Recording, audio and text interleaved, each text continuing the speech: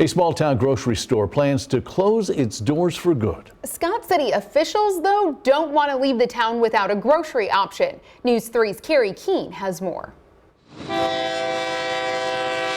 Scott City, Missouri is a small railroad town, and it's always had its own grocery store.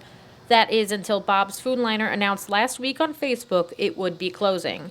Besides a Dollar General, the Main Street store is the closest store without having to travel to neighboring Cape Girardeau or Chaffee.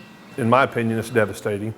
And maybe that's kind of a hard word, but I've lived in this town for 50 years, and we've always had a little grocery store here in town.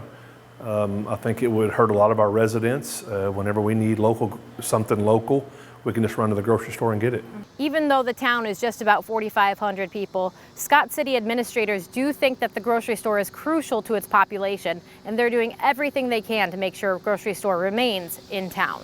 City Administrator Dustin Whitworth was born and raised in Scott City.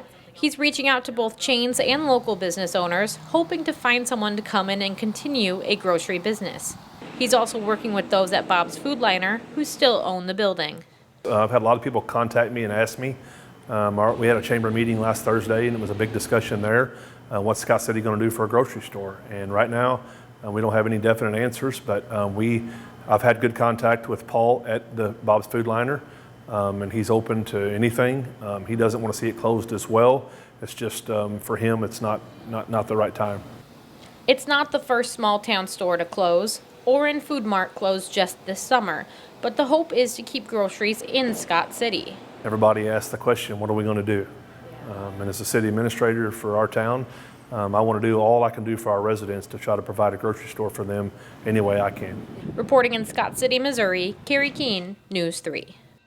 There's not a closing date yet. They say they'll sell what they have until they're out. Bob's Foodliner did not have any comments on the planned closure.